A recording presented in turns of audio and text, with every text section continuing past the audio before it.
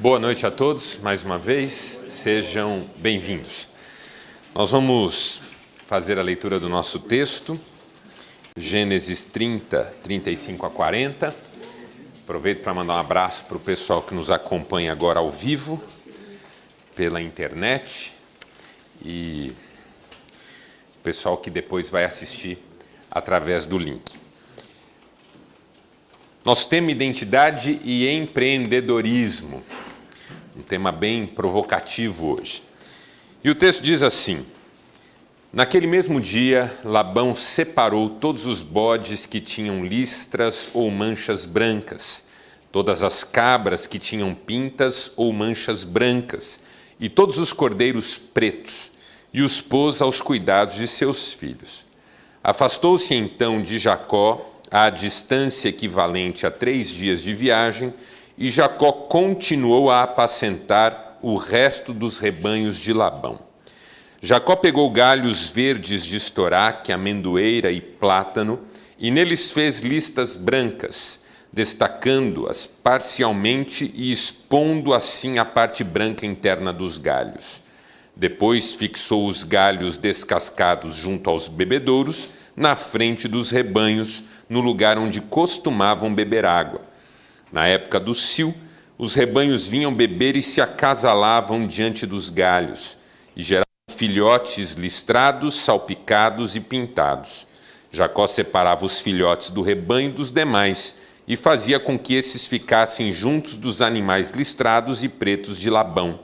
Assim foi formando o seu próprio rebanho, que separou do de Labão. Até aqui.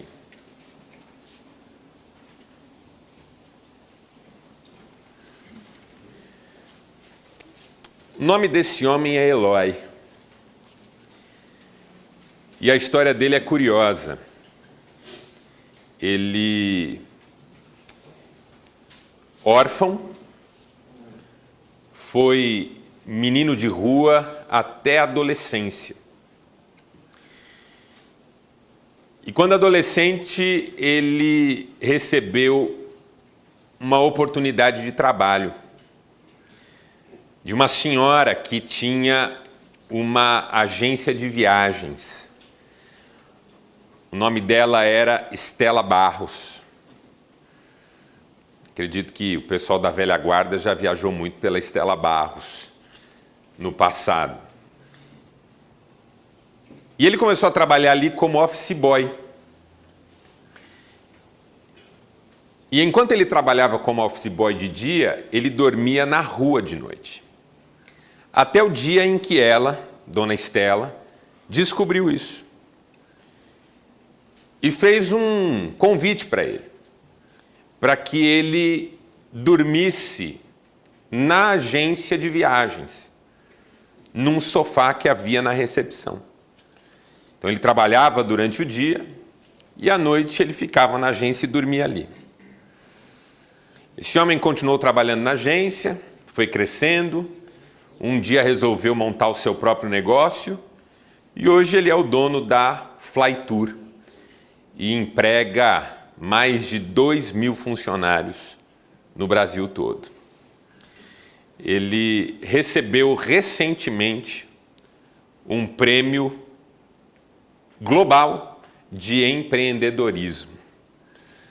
Uma história inspiradora, bonita, de sucesso, de superação, de mão estendida, porque ninguém vence sem que outra pessoa em algum momento lhe estenda uma mão. Essa é uma das grandes verdades da vida. E hoje, quando você visita uma agência da Flytour, todas elas têm um sofá.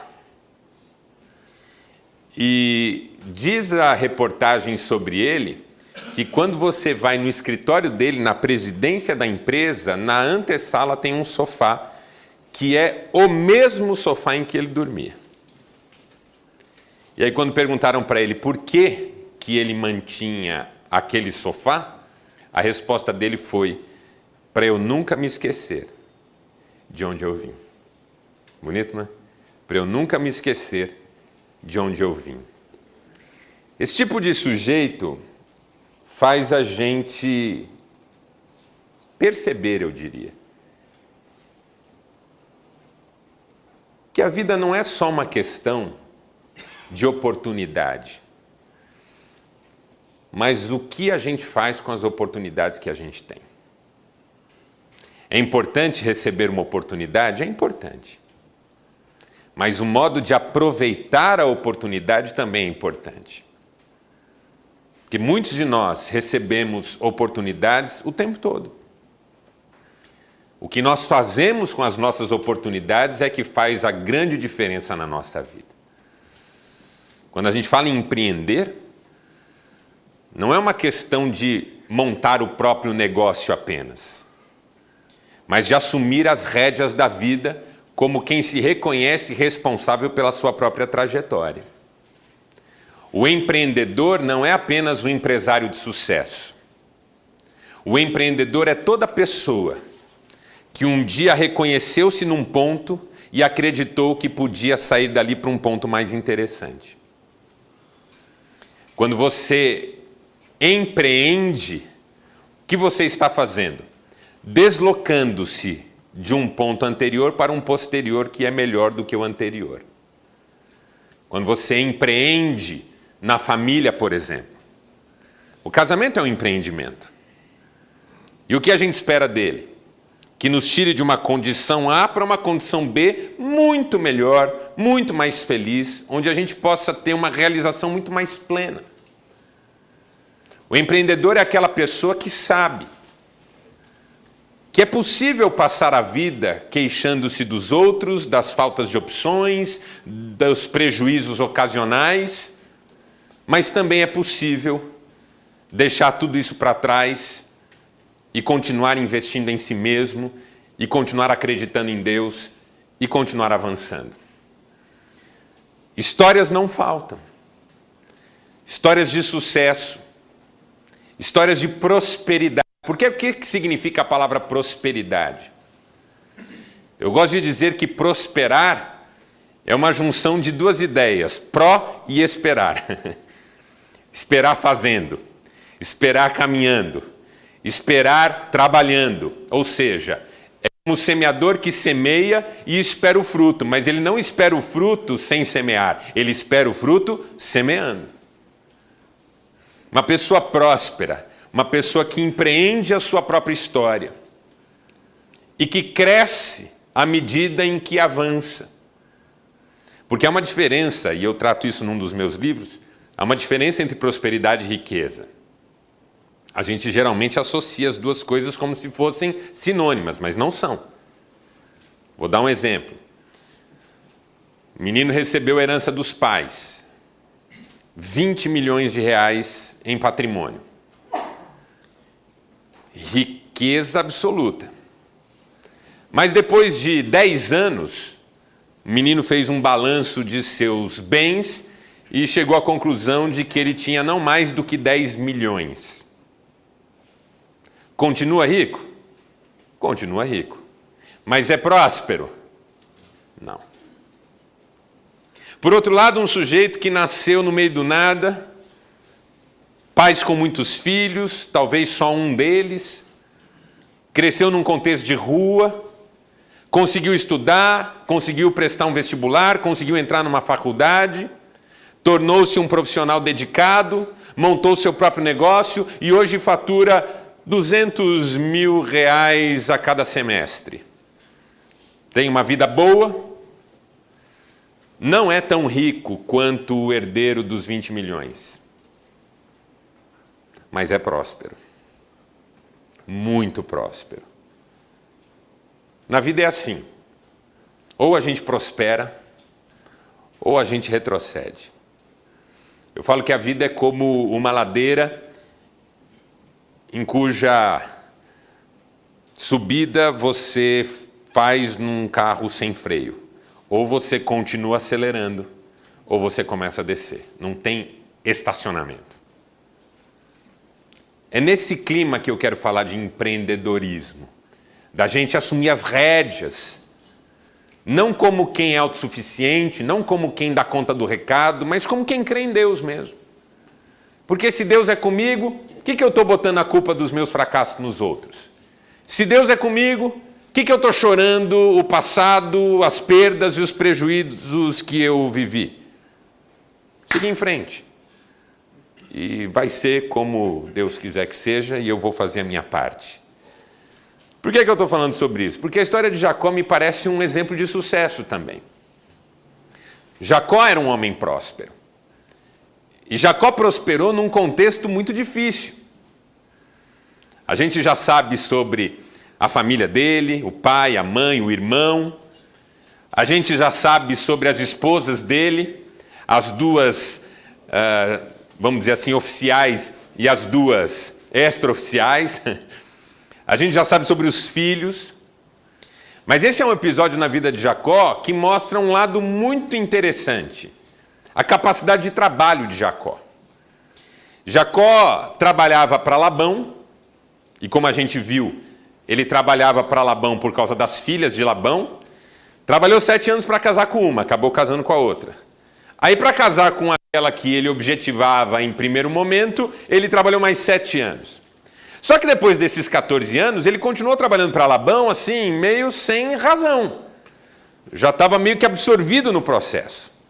E aí um dia ele olhou e falou, peraí, tem alguma coisa errada. Eu estou trabalhando para o meu sogro, estou fazendo com que o meu sogro prospere, e eu mesmo, para mim, para minha família, não estou construindo nada. Aí ele vai ter uma conversa com Labão. E ele fala, Labão, é o seguinte, ó, eu trabalhei para você todo esse tempo. Quando eu cheguei aqui, você tinha um pouquinho de rebanho. Quem estava aqui nas palestras anteriores lembra que quando Jacó conheceu a Raquel, ela estava pastoreando o rebanho do Labão. Era um pequeno rebanho. Mas depois que Jacó chegou e começou a trabalhar, os rebanhos do Labão se multiplicaram. E o Jacó diz isso para ele, ó, eu fiz você rico, cara. Só que eu olho para mim e eu continuo sem nada. Eu tenho 2 mulheres, tenho 12 filhos, no caso ali ele tinha 11 ainda, tenho 11 filhos e não tenho nada.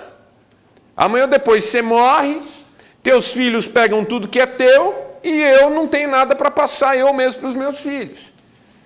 Então eu quero ir embora, Jacó disse. Eu vou procurar rumo, eu vou fazer minha vida, eu vou dar meus pulos. O Labão não era bobo. O Labão era tudo, menos tonto. Ele percebe que ele não pode ficar sem Jacó. Aí ele fala, Jacó, pelo amor de Deus, vamos fazer o seguinte. Você quer começar a sua... Fala para mim quanto você quer ganhar. Diz aí, o valor que você falar eu pago. Só que o Jacó tem coração empreendedor. Ele fala, eu não quero salário. Eu quero o seguinte. Eu quero uma porcentagem desse rebanho. Só que não numérica. Eu quero ficar com um determinado tipo de animal que vai nascer no rebanho. Então, assim, tem todo tipo de animal no rebanho, de todas as cores, de todos os jeitos.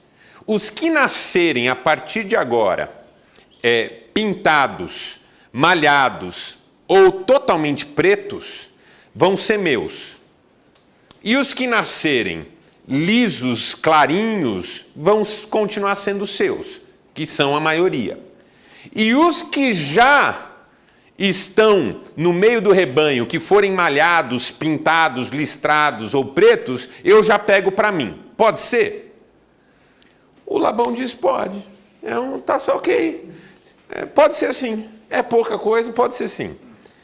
Só que é pouca coisa, vírgula, né? Porque diz que naquela noite, o Labão já deu uma passada entre os rebanhos e tudo que era pintado, malhado, listrado, preto, ele já separou e deu para os filhos. De modo que quando Jacó foi lá pegar a parte dele, não tinha nenhum. Então assim, começar do 0. E aí, o Jacó começa a cuidar dos rebanhos com essa perspectiva. Cada um que nascer desse jeito vai ser meu. Só que o Labão levou todos embora. E o Jacó tem uma ideia curiosíssima. Como é que eu vou fazer nascer bicho listrado, pintado, malhado, num rebanho que só tem bicho liso? Porque o Labão roubou todos os bichos pintados, malhados e pretos e levou para os filhos deles cuidarem. Aí ele tem uma ideia totalmente maluca. Ele pega varas de algumas árvores, amendoeira, plátano, tal, estoraque, e corta de maneira a fazer sulcos nessas varas, deixando exposta a parte branca. E aí ele vê onde é que os animais costumam acasalar e vai lá e põe essas varas para os bichos olharem. Não tem ciência nenhuma aqui, tá? Ah, vou fazer isso com o meu cachorro. Não é isso. Não funciona. Nem tenta. Mas na cabeça do Jacó funciona assim. Eu só tenho um jeito de ter o meu rebanho, se Deus fizer um milagre. Mas, milagre você não fica esperando acontecer. Se acontecer, foi Deus que fez. Mas enquanto não acontece, você tenta o que está ao seu alcance. Quem vai restaurar meu casamento? Deus. Mas enquanto Ele não faz um milagre de restaurar meu casamento, o que eu faço? A minha parte. Quem que vai dar uma oportunidade para mim de crescer onde eu estou? Deus. Mas enquanto esse milagre não acontece, o que eu faço? A minha parte. Então Jacó imagina o seguinte, bom, eu preciso fazer alguma coisa. E aí ele faz isso e começa a colocar as varas onde os animais acasalam. Porque o raciocínio dele é o seguinte, se os bichos forem influenciados por essa visão, pode ser que alguma coisa influencie o tipo de gestação que eles vão ter. E acontece uma coisa surpreendente. Começa a nascer bicho pintado, bicho malhado, bicho preto, e ele vai separando. E aí, quando vê, nasceu muito mais desse jeito do que do outro jeito. E ele já está com um pequeno rebanho que já começa a ser tão interessante quanto o de Labão. Aí o Labão fala assim, epa, só está nascendo bicho malhado nesse troço. Jacó, eu pensei bem, porque sogro é sogro, né, irmão? O Jacó não tinha um sogro, ele tinha duas sogras, né? Labão é a sogra de Jacó, né? Ele falou assim, eu pensei bem e é melhor você ficar com os lisos. E deixa eu ficar com os malhados. Aí Jacó fala, tá bom, já que é o que você quer. Aí começa a nascer só liso. Aí o Labão fala, então, é melhor. E quando você lê o capítulo 31 de Gênesis, você vê Jacó reclamando e falando para as mulheres dele, filhas de Labão, assim, teu pai já mudou meu salário 10 vezes. Você conhece gente que não sossega com a decisão que tomou? Quer ficar com o meu carro? Quero. Vou fazer 20 mil para você. Beleza. Ô, rapaz, eu falei que ia fazer 20 mil, mas eu estava pensando, eu vou fazer uns 22, beleza? É 2 mil, né? Não, tudo bem, pode ser 22. Cara, 22, mas você me passa... Não tem gente que é assim, não consegue tomar uma decisão e sustentar. O cara fica voltando. Labão era assim.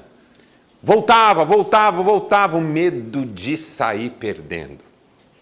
Eu conheço muita gente que põe os pés pelas mãos nessa vida. Uma boa parte faz isso pelo pavor que tem de sair perdendo. E é inevitável, você tem muito medo de perder, acaba perdendo. O fato é que mesmo com tudo que Labão fez, o capítulo 30 de Gênesis termina dizendo que o Jacó tinha um rebanho que chegou a ser até maior do que o do próprio Labão. Empreendedorismo. Saiu do zero e prosperou. Tem alguma lição que a gente pode aprender? Não é sobre o que nos deram ou nos tiraram, mas sobre o que sempre temos conosco. Essa é a regra que você precisa guardar. A vida não é sobre o que nos deram ou nos tiraram. Porque assim, se Jacó dependesse do que Labão desse para ele ser feliz, estava perdido. Se Jacó fosse ficar mascando aquilo que Labão tirou dele, ele estava perdido. O que aconteceu com Jacó que me inspira nessa noite e eu gostaria que inspirasse você? O Jacó não vive em função daquilo que lhe dão ou que lhe tiram, mas daquilo que ele tem com ele. Sua fé, seu relacionamento com Deus, sua confiança, sua esperança, suas ideias. É disso que se trata. Porque o empreendedor por natureza não é aquele que tem dinheiro para investir. Você pode ter dinheiro para investir e só fazer burrada. Não é aquele que tem uma oportunidade maravilhosa, pode não saber aproveitá-la. Mas aquele que, independentemente das oportunidades que recebe, trabalha com aquilo que traz consigo.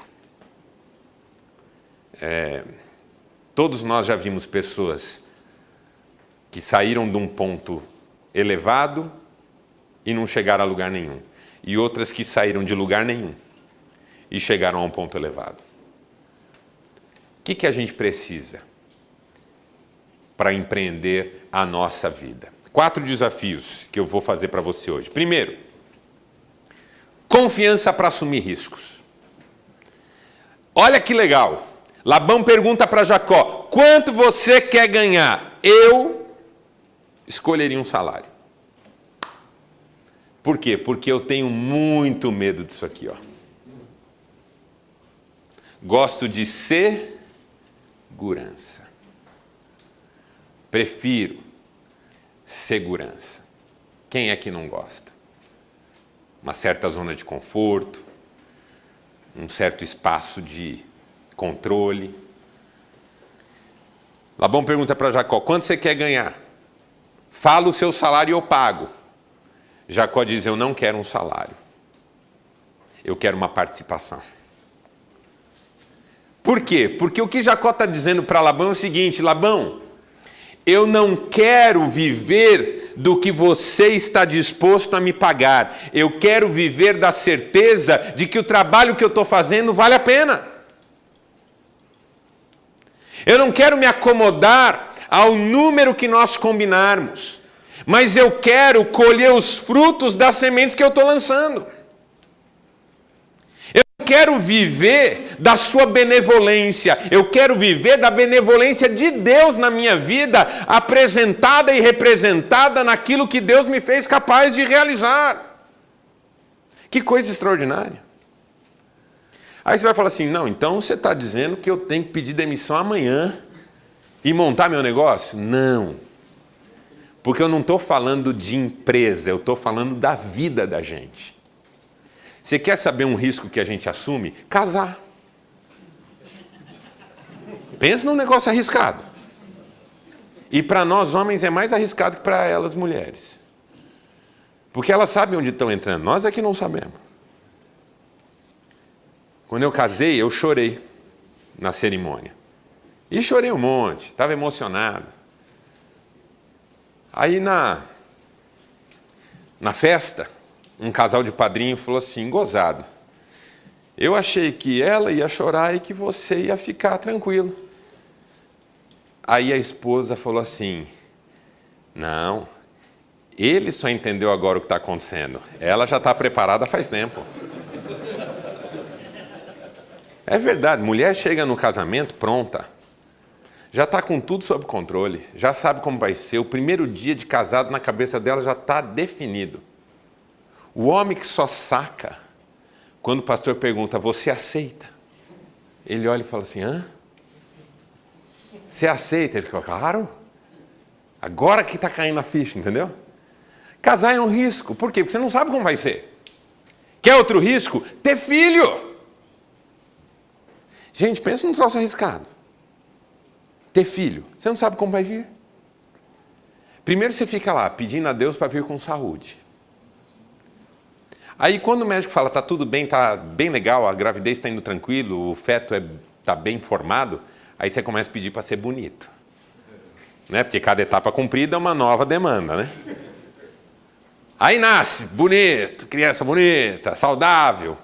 Aí você já começa a pedir para ter recurso para sustentar.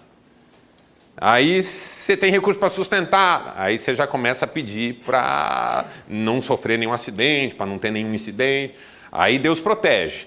Aí um dia você está pedindo para conseguir a vaga na escola que é do desejo. Outro dia você está pedindo para passar no testezinho lá da escolinha de futebol. Aí um dia você está pedindo para não namorar qualquer maluco, no caso de uma menina, ou não namorar qualquer doida, no caso de um menino. Aí um dia você está pedindo para passar no vestibular e a vida inteira você está sofrendo.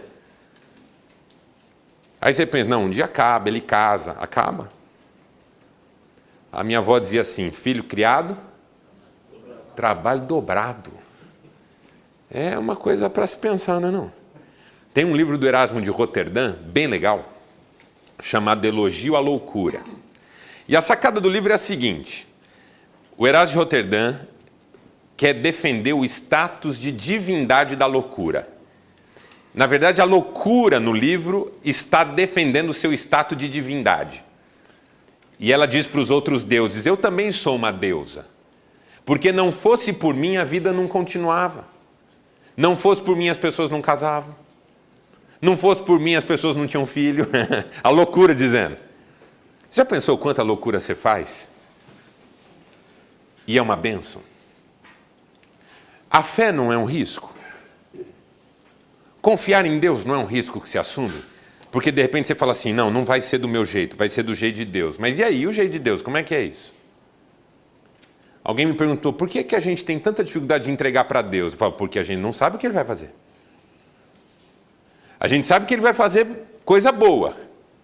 Mas médico a gente também sabe que vai fazer coisa boa e Ele mete uma injeção na gente. Abre a nossa barriga, tira um negócio de lá, costura. Oh, peraí, não, calma lá, doutor. Entregar na mão de Deus não é fácil também. Tudo na vida tem risco. Então, se eu quero empreender a vida, eu preciso ter confiança para assumir riscos.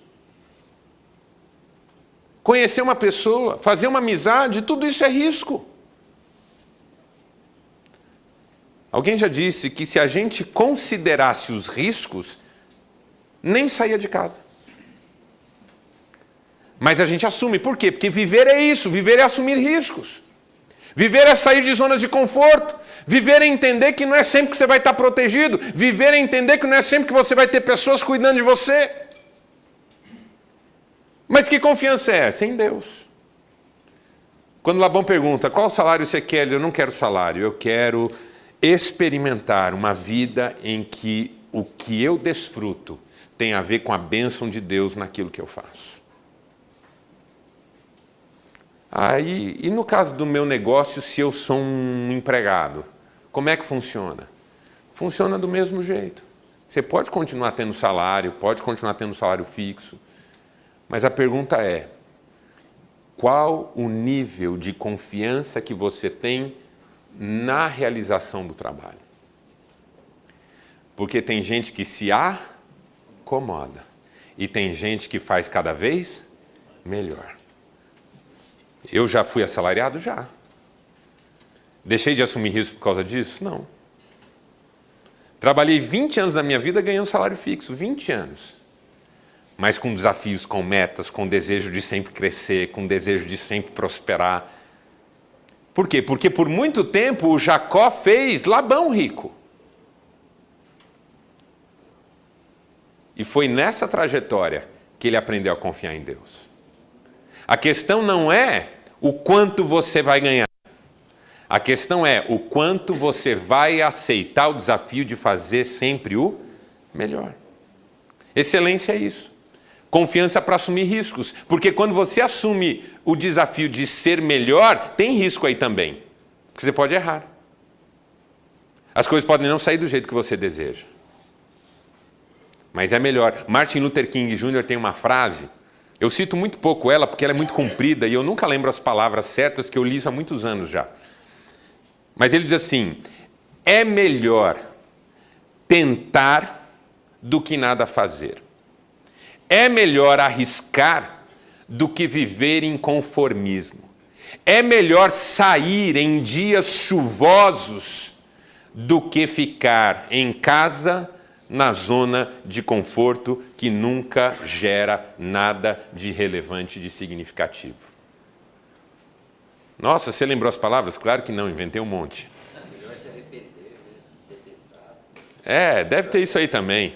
Porque quando a gente não lembra, a gente pode ir colocando coisas assim. Ó. Confiança para assumir risco. Segundo, coragem para superar prejuízos. Porque nesse processo de vida, gente, vamos falar a verdade, quantos prejuízos você já teve que deixar para trás na vida? Não precisa chorar. Também não é para desabafar, é só para... Pergunta retórica. Eu estava pregando numa igreja esses dias e falei assim, o que é que faz, começando minha mensagem, o que é que faz você sair da cama todo dia? Pergunta retórica, eu estava começando minha mensagem. Uma criança de 6 anos aqui na segunda-feira falou assim, Deus! Aí eu fingi que não ouvi. O que é que faz você todos os dias continuar em frente? O menino, Deus! Aí eu fingi que não ouvi. Eu falei, o que é que faz você todos os dias se motivar e se renovar? O menino, Deus! Eu falei, eu já entendi, filho. Deixa eu chegar no fim da minha mensagem, pelo amor de Deus. Pergunta retórica, cara. Não precisa responder, mas quantas vezes você já precisou absorver um prejuízo na vida? Isso é viver. Eu não sei onde que a gente tem essa coisa assim onde que a gente construiu isso, né? De fantasiar uma vida em que a gente só acumula. Em que nada se perde, nada se vai, nada fica pelo caminho. Tem momentos na vida em que a gente tem que jogar toda a carga do navio fora. Tem momentos na vida em que outros levam aquilo que é nosso. Tem momentos na vida de perdas, de prejuízos, de frustrações. O Labão chega para Jacó e fala assim, não vai embora não, fica comigo. Olha que loucura. Eu preciso de você. Trabalha para mim mais um pouco. Se você for embora, eu não sei o que fazer. Fala quanto você quer ganhar. Não quero ganhar salário não. Eu quero ganhar assim, todas as ovelhas dessa cor, desse jeito, ficam para mim. Pode ser? Pode. Naquele mesmo dia à noite, o Labão rouba todas. Entendeu? Pensa num cara mala. Aí o Jacó chega lá no primeiro dia, ele está imaginando que ele já tem um rebanho, entendeu? Ele chega lá no primeiro dia falando assim, não, por cima eu devo ter umas 30, 40. Chega lá, não tem nenhuma. Aí ele fala, Labão, você mexeu aqui? Não. Mas cadê as ovelhas? Eu até achei estranho você falar que queria essas, porque nunca vi nenhuma. Falou, Labão, mas tinha umas pretas, tinha umas aqui. Não tinha nada. Você deve estar confundindo. No rebanho dos meus filhos tem um monte, mas no meu nunca vi. Aí o Jacó fala, quer saber? Vou ter que começar do zero. Se o Jacó ficasse lamentando, chorando, também não vou mais, não vou ficar mais, você que se exploda com seus rebanhos. Podia fazer isso? Podia. Estava no direito? Estava. Mas ele fala, não, se é isso que Deus tem para mim hoje, é isso. Isso não significa que você não vai lutar pelos seus direitos, que você não vai se indignar com o que está errado, não é disso que eu estou falando. Mas assim, tem uma hora que todo o seu poder de lutar por alguma coisa não significa nada. O que você faz nessa hora? Segue em frente. Continua. Abraça o que tem que abraçar e vai. Eu não queria que o meu negócio tivesse esse prejuízo. Não queria que esse ano tivesse sido ruim. Não queria que elegesse o próximo presidente que vai eleger. E ficamos só nisso. Mas e aí? Não foi do jeito que você queria. Vai chorar o próximo ano inteirinho? Ou vai abraçar o que tiver que abraçar e vai tocar o barco? Essa é uma das coisas que eu estou pensando comigo. Eu falo assim, bom, eu não sei quem que vai ser eleito, eu estou imaginando. Mas e se for eleito o cara que eu queria que não fosse eleito? Vamos chamá-lo de...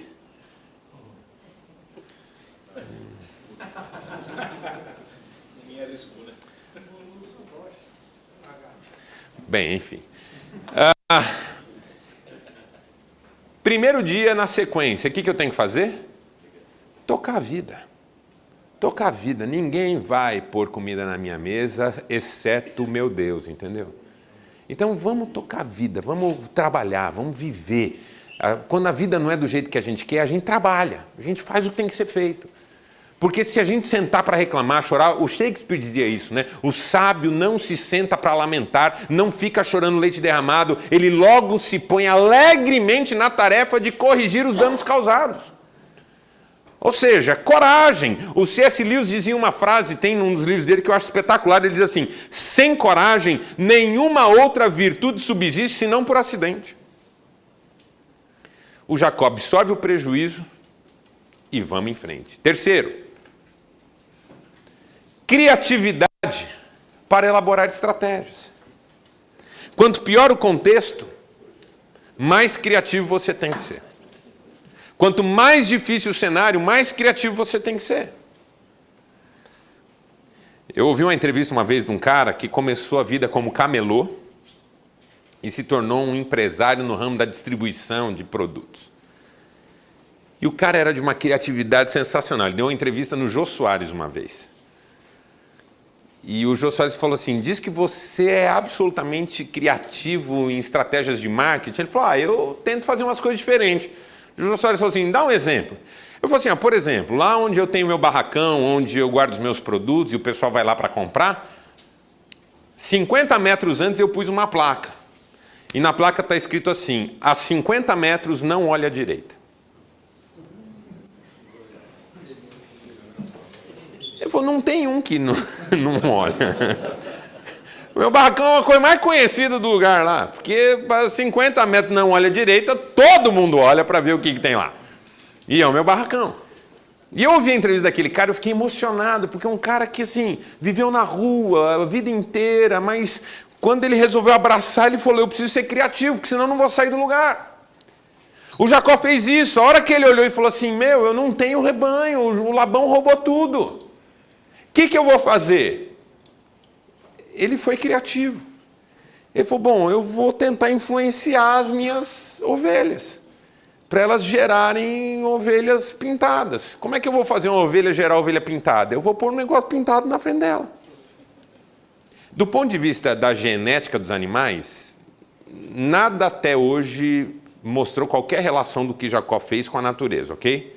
Mas do ponto de vista metafórico, tem um monte de lição aqui, porque assim, se você quer que o seu funcionário, que o seu colaborador, que o seu liderado chegue onde você deseja que ele chegue, você tem que pôr a referência na frente dele.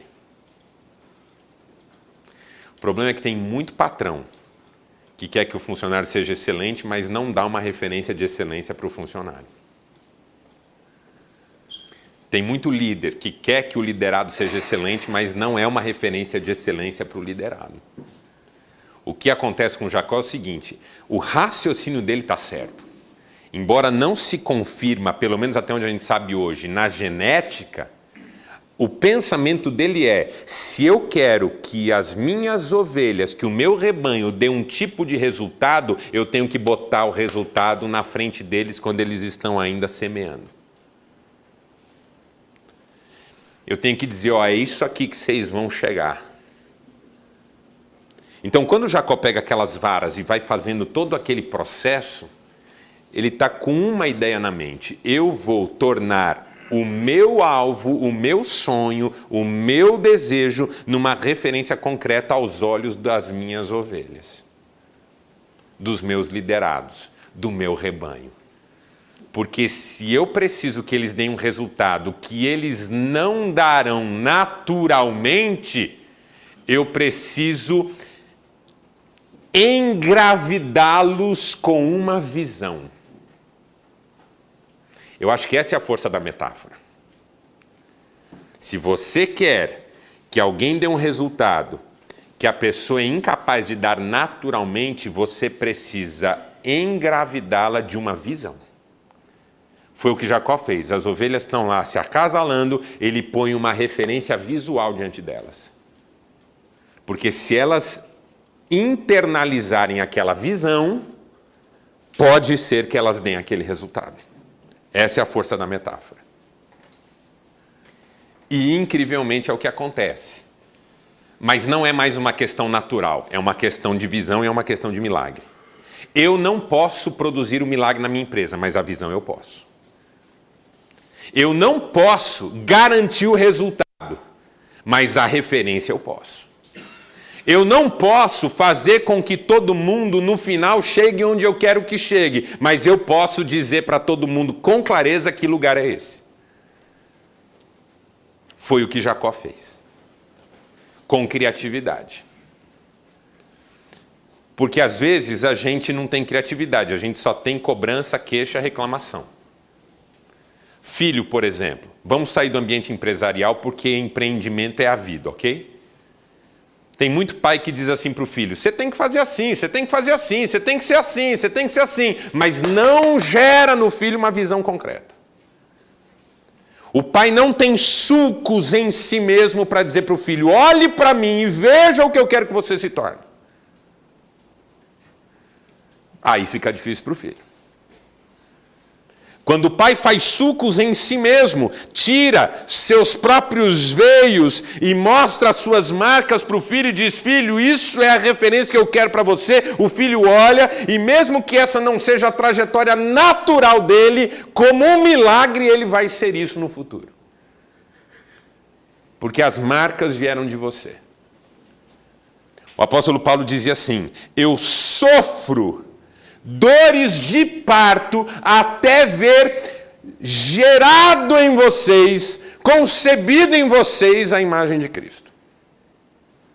Ele dizia, vocês têm que ser meus imitadores como eu sou de Cristo. Vocês querem saber como é Cristo? Olhem para mim, ó, tá aqui os sulcos, as marcas, as características, tá tudo aqui, ó. Vocês olham, toda vez que vocês estiverem fazendo algo, vocês olhem para mim e pensem, essa é a referência, vocês vão ser assim um dia. Loucura, né? Isso é liderança pura. O que Jacó fez aqui é manual de liderança pura. Você engravida o seu rebanho de uma visão. E aí os resultados virão. Porque aí quando o resultado vem, você não engravidou da visão e reclama que o resultado não veio, o que você queria, isso não significa nada, é olhar pelo retrovisor. Ah, mas não era isso que eu queria. Aí alguém olha e fala, mas o que você queria? Ah, eu queria que fosse assim. Mas não foi. Ah, mas vocês também são fogo, hein? Que droga. Vamos ver se o ano que vem a gente melhora, hein? Não vai melhorar. Porque está olhando pelo retrovisor. Tem que pôr a visão na frente. Quando eles estão produzindo, quando eles estão naquela fase, porque o acasalamento das ovelhas significa no momento em que a semente está sendo lançada. Nesse momento eles têm que estar conscientes da visão. Aí a coisa vai. Criatividade. Como passar isso? Como ensinar isso? Como influenciar um filho? Como mostrar para uma esposa que tipo de visão de família você tem na mente? Criatividade. Por quê? Porque às vezes as velhas ferramentas já não funcionam. E por último, competência para desenvolver o planejamento. Porque eu conheço gente muito criativa na hora de ter ideia, mas que é pouco competente na hora de desenvolver. Porque o desenvolvimento exige acompanhamento, supervisão, controle, disciplina. Olha o Jacó, ele põe as varas lá. Aí quando as ovelhas começam a nascer, ele separa. Aí ele pega as mais fortes e coloca perto das varas, e as mais fracas não. Olha que coisa louca. Quando nasce uma ovelha pintadinha, ele olha e fala, essa é minha. Mas a hora que a ovelha cresce, se ela se torna uma ovelha forte, ele reproduz o processo e põe as varas na frente dela. Mas se a ovelha é fraca, ele não põe. Porque ele não quer multiplicar a fragilidade. Loucura, né? Ele não quer multiplicar a fragilidade, quer multiplicar a força. Então ele não trabalha na fragilidade, trabalha na força. O Jacó, se tivesse um filho que vai bem em português e vai mal em matemática, ele não contrataria professor de matemática para dar reforço. Você entendeu o que eu disse? Se o Jacó tivesse um filho que vai bem em português e mal em matemática, ele não contrataria um professor de reforço para matemática, ele contrataria um professor de reforço para português. Porque eu vou investir no que o menino é bom, não no que ele é ruim. No nosso mundo, se teu filho tira 5 em matemática e diz para você, eu não gosto de matemática, você vai cercar ele de matemática por todos os lados. Você vai fazer ele assistir o telecurso 2º grau de matemática. Vai chamar a professora vizinha que é da matemática. Vai falar com ele sobre matemática. O menino é um craque em português, faz cada redação espetacular. Ajude esse menino a tirar 7 em matemática que tá bom. E fala para ele, filho, eu trouxe aqui um professor para fazer você ficar ainda melhor em português. Estou querendo dizer como você deve educar seu filho, ok? Porque eu não sei disso. Estou usando um raciocínio só para provocar você. Por que a gente tem tanta necessidade de insistir na fragilidade? O Jacó fala assim, não, a ovelha que ficou fraca, eu não vou tentar repetir o processo com ela, porque aí eu vou reproduzir fragilidade. Eu vou fazer isso com a ovelha forte, porque aí eu reproduzo força. A gente investe nas nossas áreas fortes. E aquilo que a gente é fraco, a gente compensa compartilhando com outros os desafios. Porque é assim que é. Eu sou bom numa coisa, você é bom em outra. Aí a gente ajunta as nossas coisas boas. Mas no mundo em que todo mundo quer vencer sozinho, ninguém pode ser fraco em nada. Jacó é diferente. Quem sabe quem é? Sabe também que sua maior riqueza vai sempre junto com você. Porque nenhuma dessas coisas que eu falei tem a ver com o dinheiro, com o que nos deram, com o que tiraram da gente. Confiança, coragem, criatividade, competência. Isso aqui ninguém rouba de você. Podem assaltar o estoque da sua empresa. Podem te mandar embora do trabalho onde você já está há 20 anos. Podem te tirar um monte de coisa. Mas aquilo que Deus te deu, ninguém tira. Você leva aonde você for. E se você está precisando começar de novo, eu tenho uma boa notícia para você. Deus está com você. E você não vai só começar de novo. Você vai escrever uma nova história, muito mais bonita do que tudo que você escreveu até hoje. Porque Deus está com você. E Ele é a sua maior riqueza. Vamos ficar em pé?